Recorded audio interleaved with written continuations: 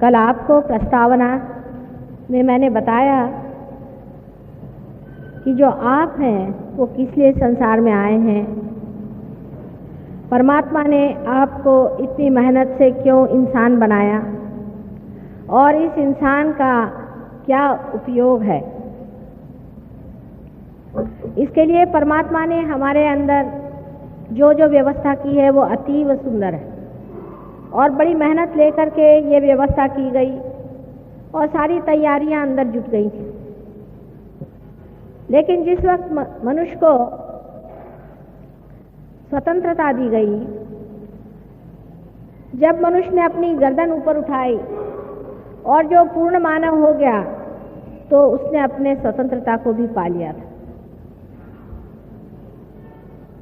उसके अंदर जो दोनों शक्तियां जिसके बारे में मैंने कल बताया था, ईड़ा और पिंगला की शक्ति, ईड़ा जिससे कि हमारा अस्तित्व एग्जिस्टेंस बनता है और पिंगला के जिससे हम सृजन करते हैं, क्रिएटिव होते हैं, ये दोनों ही शक्तियां कार्यान्वित होने के कारण हमारे अंदर मन और बुद्धि या मन और अहंकार नाम की दो संस्थाएं तैयार हो गई।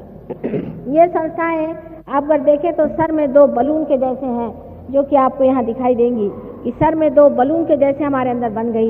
इसे अंग्रेजी में ईगो और सुपर ईगो कहा जाता है। ये दोनों संस्थाएं जा करके जब सर में बिल्कुल बीचों बीच जाके आपस में भिड़ गई, तो वहाँ पे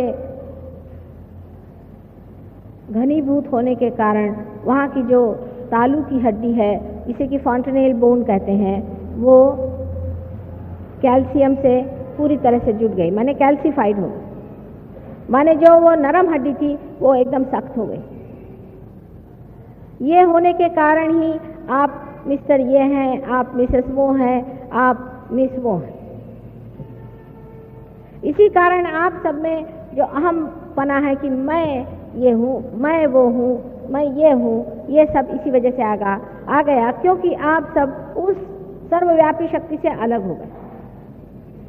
इससे पहले जो कुछ भी आपकी उत्क्रांति हुई, माने आप एक कार्बन एटम से ले करके इंसान होने तक जो भी आपकी उत्क्रांति हुई, जो भी आपका इवोल्यूशन हुआ है, वो अपने आप होते रहा और वो आपके सतर्कता में नहीं हुआ, आपके कॉन्शियस माइंड में नहीं हुआ।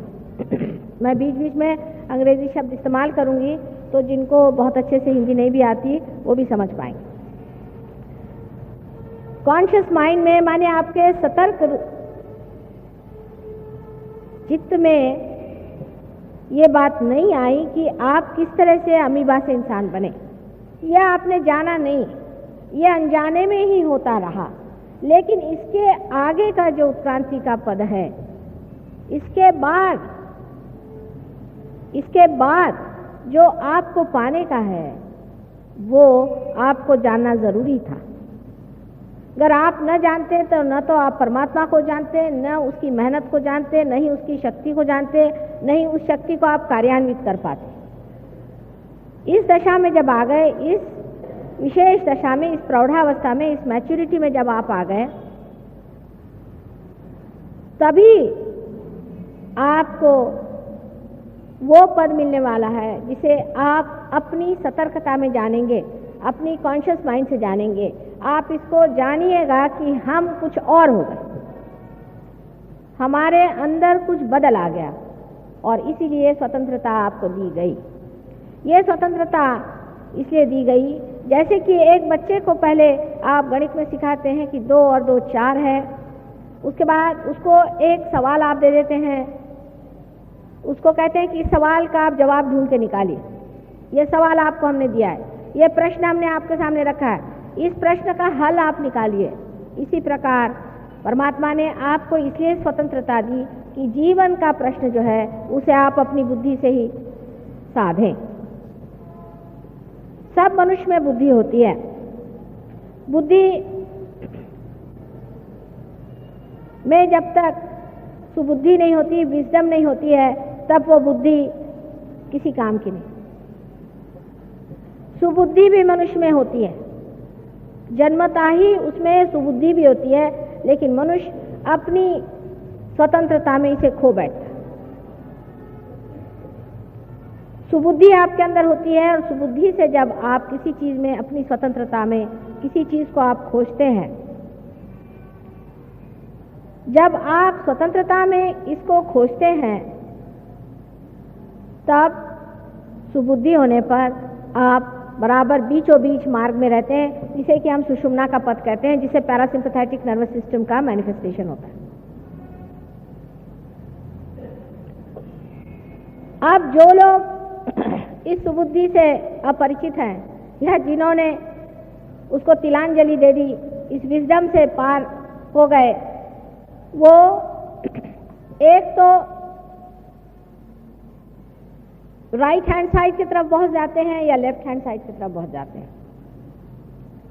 अब इस लेफ्ट हैंड की ओर हमारा अतीत है, हमारा अतीत, हमारा पास्ट लेफ्ट हैंड की तरफ में।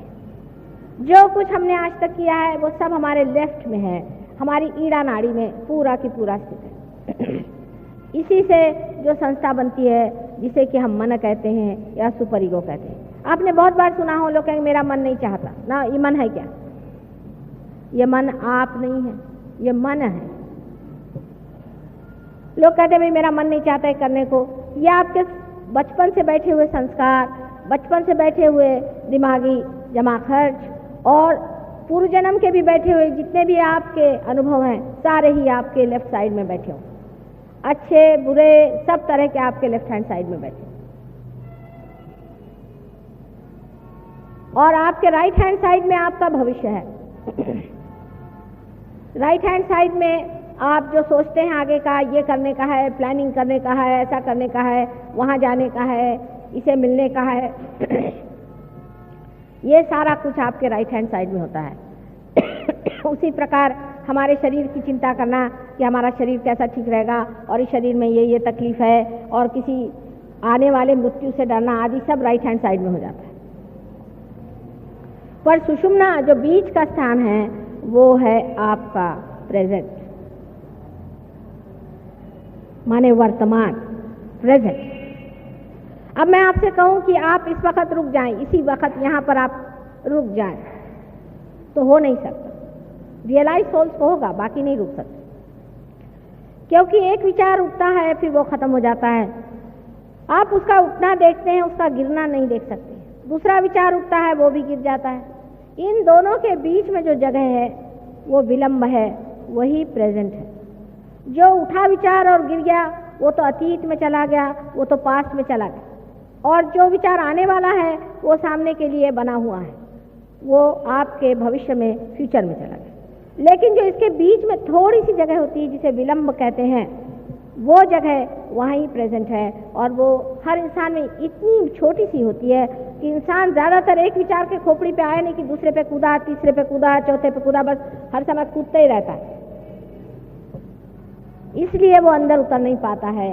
और यही चीज़ जब कुंडलिनी ऊपर चढ़ती है तो ये दोनों ही मन और अहंकार को ऐसे नीचे निचोड़ लेती है कि ये दोनों ही चीज़ें एकदम से जैसे कोई गुब्बारे में से हवा निकल जाए ऐसे सिकुड़ जाती हैं, और उसके कारण हमारा विलंब स्थापित होता है। इसलिए हम निर्विचार हो सकते हैं। कल जो लोग यहाँ पर पार हुए हैं, जिनके हाथ से ठंडी ठंडी हवा आने लग गई थी, वो निर्विचार हो गए। लेकिन हम लोग इस निर्विचारिता में रुक नहीं पाते, क्योंकि हमारी आदतें पहले से लगी हुई हैं, हमारे तौर तरीके पुराने सालों के चल रहे हैं, उससे हम अपने को छोड़ नहीं पाते। नई दुनिया में आकर के भी हम अपनी पुरानी दुनिया से अब भी पूरी तरह से रिश्ता नहीं तोड़ पाते हैं। हालांकि रिश्ता टूट गया है, लेकिन दिमाग में अभी बैठा है। जैसे कि समझ लीजिए एक आदमी शहर में रहने वाला है, और वो जब गांव में जाता है तो जैसे शहर में मोटर चलाता है वैसे ही गांव में चलाने लगता है। फिर उसे बताया जाता बाबा यहाँ का रास्ता खराब है, इस तरह से मोटर मत चलाओ, यहाँ तो सत्यानाश हो जाए, तुमको तो खूब गोल घुमा के चलाना पड़ेगा। तो भी वो भूल जाता है, उसकी आदत पड़ी हुई है दिमाग की। इसीलिए दिमागी जो आदतें हैं वो आप पे काम करती हैं। इसलिए मैंने आपसे कल कहा था कि जब आप पार भी हो गए तो भी आपको चाहिए कि आप सहयोग के लिए ज़रूर थोड़ा सा टाइम निकालें, जिससे आपकी निर्विचारिता स्थापित हो जाए। पहले तो विलंब का स्थापन करना होता है।